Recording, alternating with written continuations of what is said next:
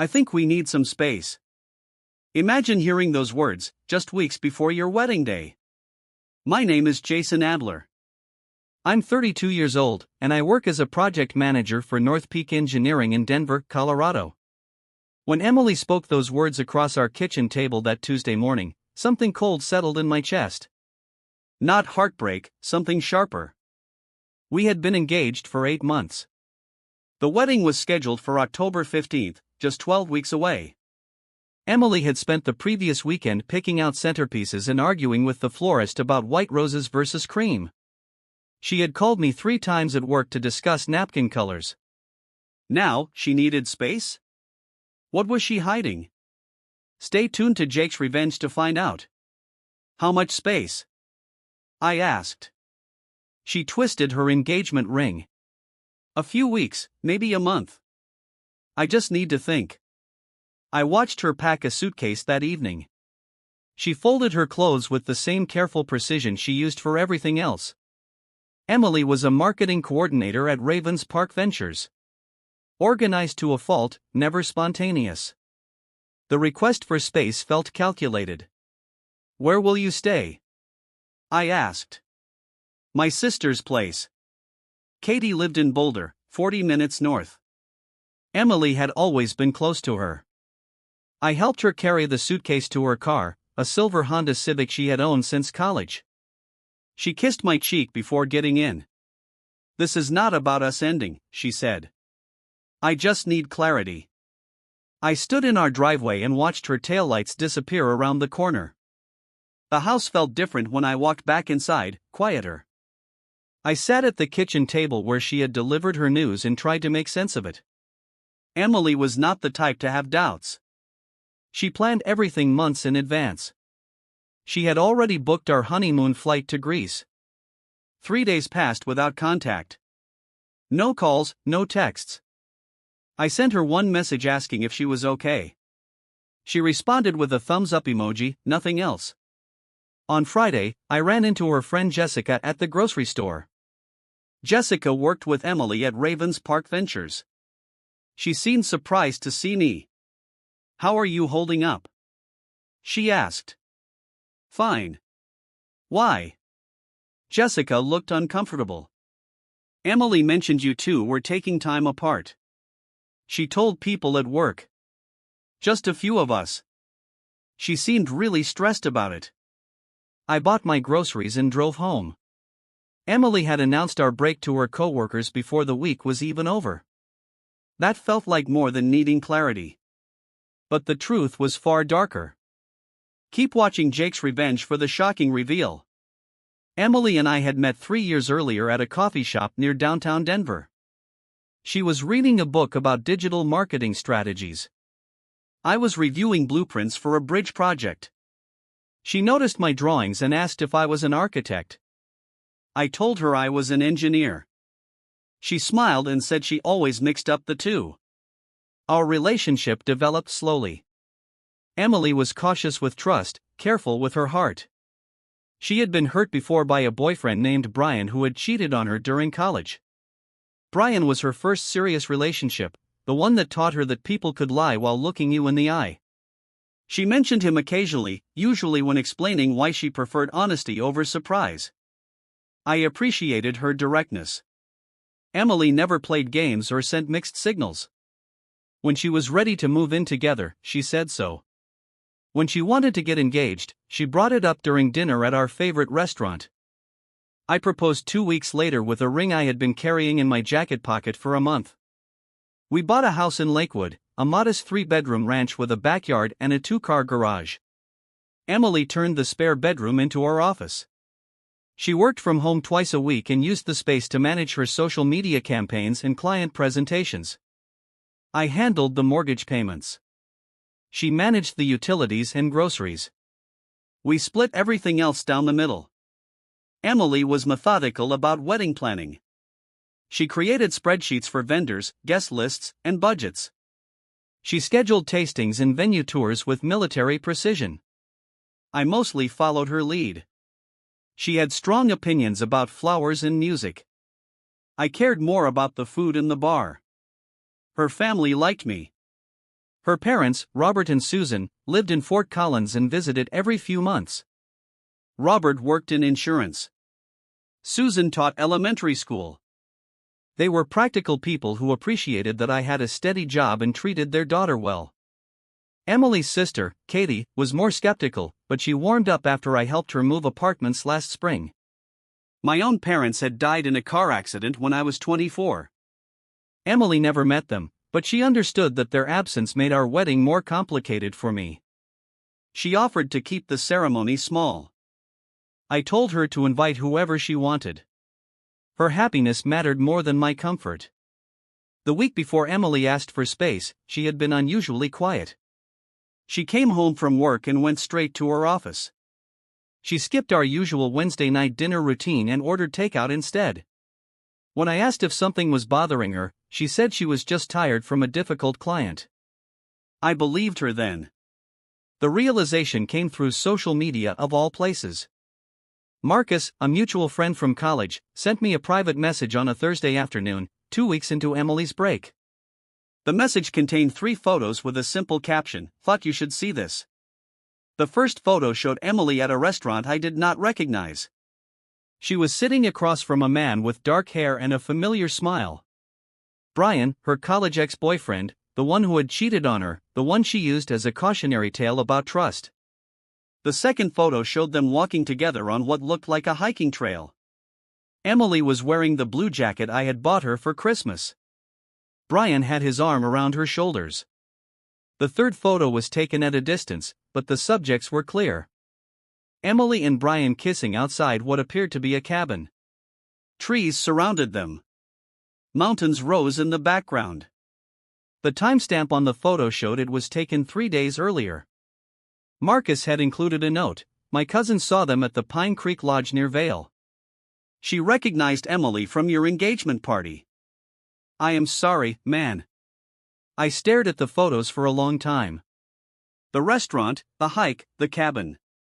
Emily had not been at her sister's place thinking about our relationship. She had been with Brian, rekindling something I thought was dead and buried. I did not call her. I did not send angry texts or demand explanations. Instead, I sat in my kitchen and tried to understand the timeline. Emily had asked for space on a Tuesday. By Friday, she was having dinner with Brian. By the following week, they were hiking together. By Tuesday, they were kissing at a mountain cabin. This was not spontaneous. You do not accidentally run into your college ex-boyfriend and end up at a romantic lodge within 10 days. Emily had planned this. The request for space was not about clarity. It was about permission. I walked to the spare bedroom she used as her office. Her desk was clean, but she had left some papers in the drawer. Wedding contracts, vendor deposits, guest list drafts. Everything was organized in labeled folders, ready to resume when she returned from her break. Emily expected to come back and continue planning our wedding as if nothing had happened. She would explain away the photos if I confronted her. She would say Brian was just a friend, that they were catching up, that the kiss was a mistake. She would ask me to trust her, but I had seen enough. I closed the drawer and walked back to the kitchen. My phone buzzed with a text from Emily, "Missing you. Hope you are doing okay." I did not respond. Emily returned on a Sunday afternoon, 3 weeks after she had left. She knocked on the front door instead of using her key, as if she were a guest. When I opened it, she smiled and stepped inside, carrying a small overnight bag. "I miss this place," she said, looking around our living room. "I missed you." She had gotten her hair cut shorter. She was wearing a new sweater I had never seen, cream-colored cashmere that looked expensive. She seemed relaxed, refreshed, like someone returning from a vacation. "How was your time away?" I asked. "Good. Really good. I feel like I have clarity now." She set her bag down and moved closer to me. "I know what I want, Jason. I want us. I want our wedding. I want our life together." I nodded and smiled. "I'm glad you figured things out." Emily hugged me. She smelled different, like a perfume I did not recognize. When she pulled back, she was beaming. I have so many ideas for the reception. Katie and I talked through some options while I was staying with her. I think we should change the centerpieces. The white roses were too predictable. Over the next few days, Emily threw herself back into wedding planning with renewed energy. She scheduled appointments with the photographer to discuss new poses. She called the caterer to modify the menu. She spent hours on her laptop researching honeymoon activities in Santorini. I watched her work and said nothing about the photos Marcus had sent me. I did not ask about Brian or the cabin or the hiking trail. Instead, I played the role of the supportive fiancé. I agreed with her suggestions. I attended vendor meetings. I wrote checks for deposits. You seem quiet, Emily said one evening as we reviewed seating charts. Is everything okay? Just tired from work, I told her. The Henderson Bridge project is behind schedule. She reached across the table and squeezed my hand. After the wedding, things will be less stressful. We can focus on us. Emily's behavior was flawless. She cooked my favorite meals. She planned date nights. She talked excitedly about our future together. If I had not seen the photos, I would have believed her transformation was genuine, but I had seen them. 2 weeks after her return, I decided to test her honesty. I ran into Marcus downtown yesterday, I said over breakfast. He mentioned seeing you while you were on your break. Emily paused with her coffee cup halfway to her lips. Marcus?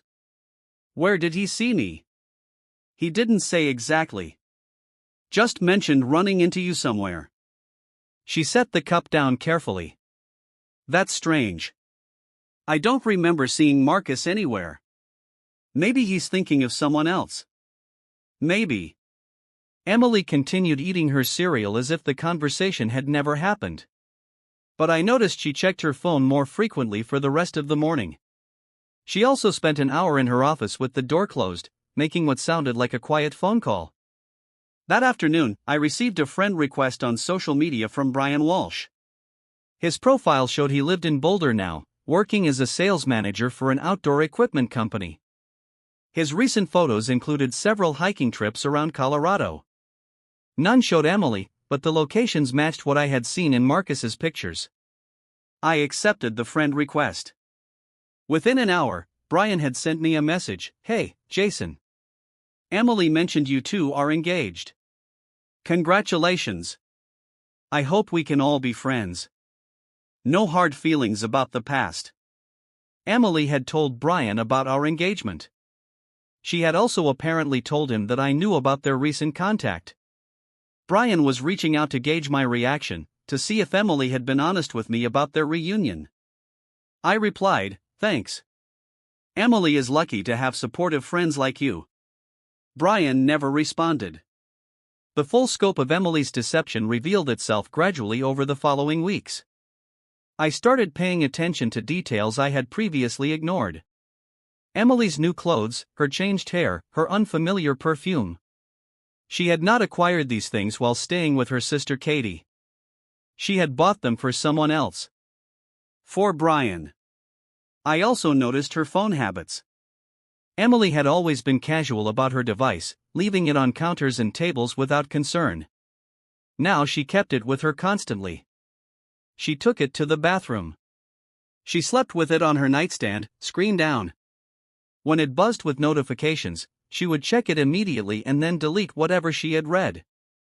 One evening, while Emily was in the shower, her phone rang on the kitchen counter. The caller ID showed B.U. Walsh. I did not answer, but I memorized the number. The next day, I called North Peak Engineering's Human Resources Department and took 3 personal days. I told my supervisor I needed to handle some wedding-related business, which was not entirely a lie. I drove to Boulder.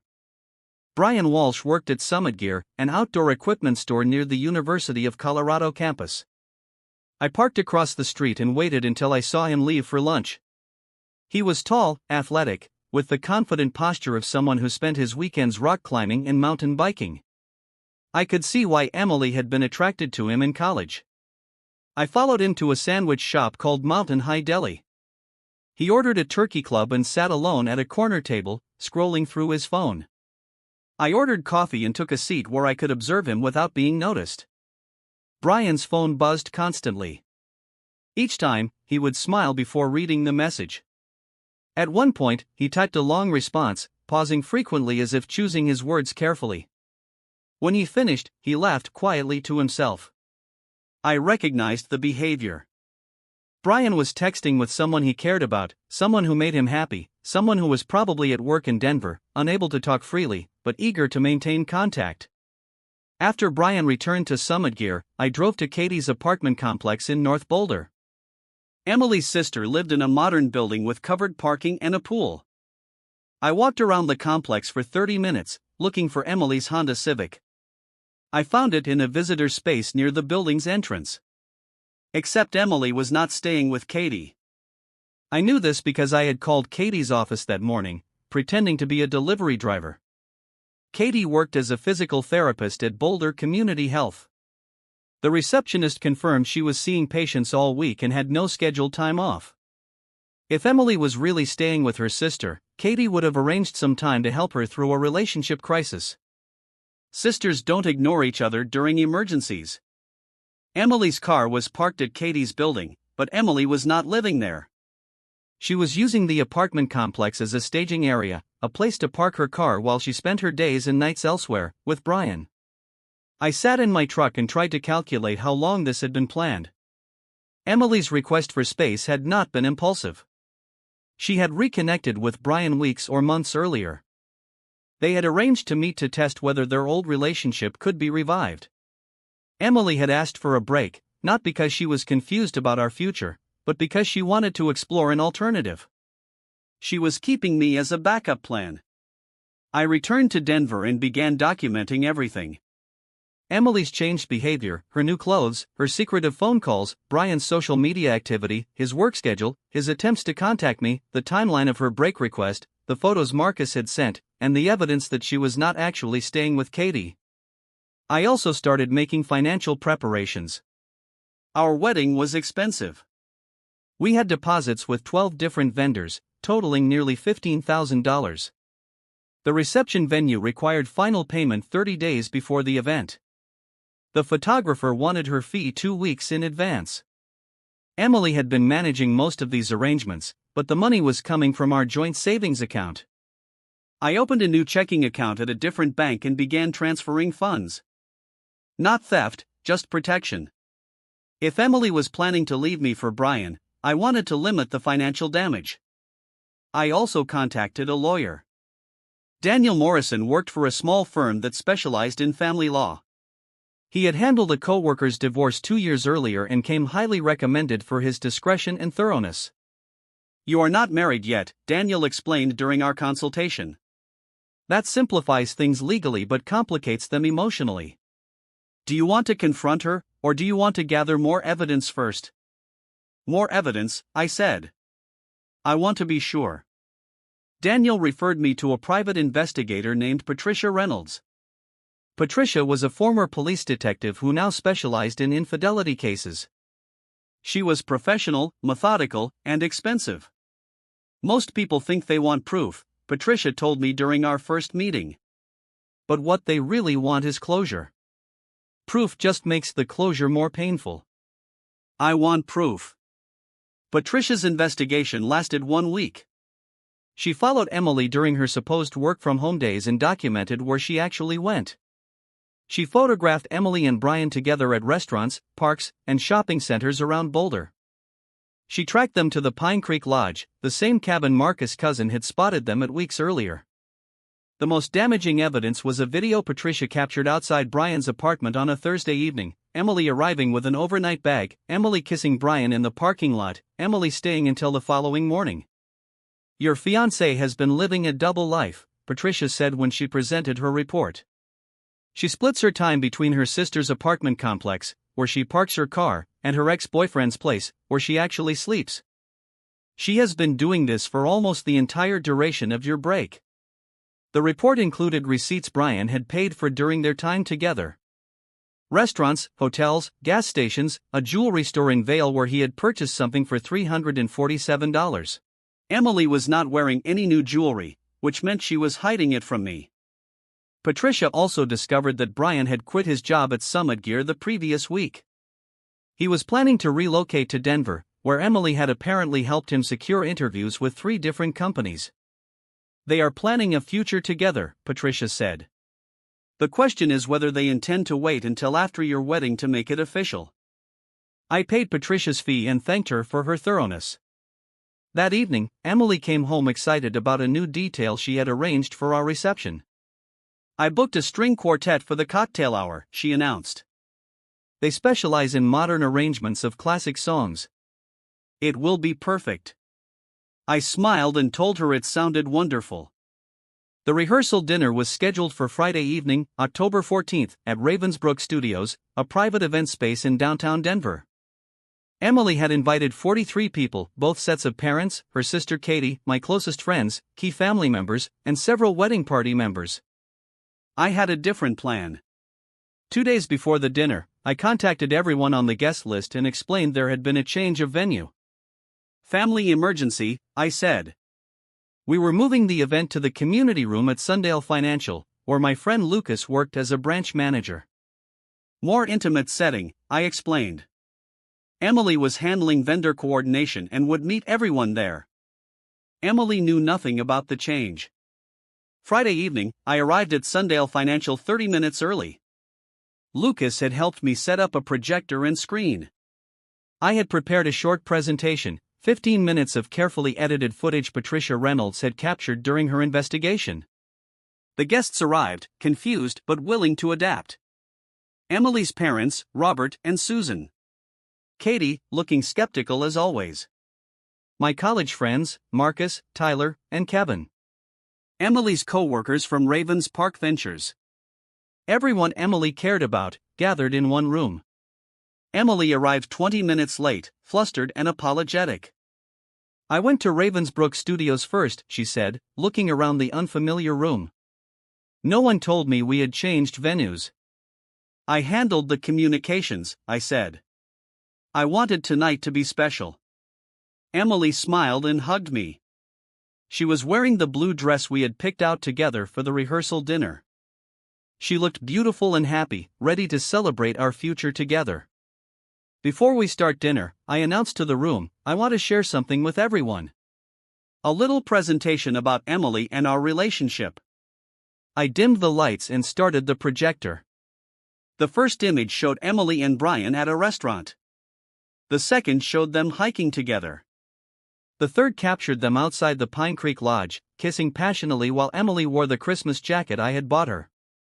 The room fell silent. The video continued with footage of Emily entering Brian's apartment building, staying overnight, leaving the next morning, receipts from their romantic dinners, photos of them shopping together for what appeared to be couples' items. Emily stood frozen in the center of the room, staring at the screen as her secret life played out in front of everyone she loved. The silence stretched for what felt like minutes. Emily's father, Robert, was the first to move. He stood up from his chair, looked at his daughter with a mixture of disappointment and disgust, and walked out of the room without saying a word. Susan followed him, tears streaming down her face. Katie stood next, shaking her head. Emily, how could you? This is not what it looks like, Emily finally managed to say, her voice barely a whisper. It looks like you've been cheating on Jason for weeks, Marcus said, while planning a wedding. One by one, the guests collected their coats and purses and left. Emily's co-workers from Ravens Park Ventures looked mortified. My college friends patted my shoulder supportively as they headed for the door. Emily and I were alone within 10 minutes. Jason, please let me explain. There is nothing to explain. I know about Brian. I know about the cabin. I know you've been living with him while pretending to stay with Katie. Emily collapsed into a chair, finally understanding that her deception was completely exposed. The wedding is cancelled, I continued. I have already contacted the vendors. The deposits are forfeit, but I am donating the reception cost to the Denver Youth Shelter. They will put the money to better use. I picked up my jacket and headed for the door. What about us? Emily called after me. There is no us. There hasn't been an us for months. I left Emily sitting alone in the community room, surrounded by empty chairs and the evidence of her betrayal still glowing on the projection screen. The next morning, I boarded a flight to Rome and began a month-long backpacking trip through Europe. 6 months later, I learned through mutual friends that Emily had faced significant consequences for her actions. The video from our rehearsal dinner had been shared among her social circles and eventually reached her workplace. Ravens Park Ventures, a company that prided itself on integrity and client trust, quietly asked for Emily's resignation after the scandal affected her professional reputation. Her relationship with Brian crumbled within 3 weeks of their exposure. Apparently, being someone's secret was more exciting than being their only option. Emily moved back in with her parents in Fort Collins, struggling to find new employment in marketing where her professional network had been compromised.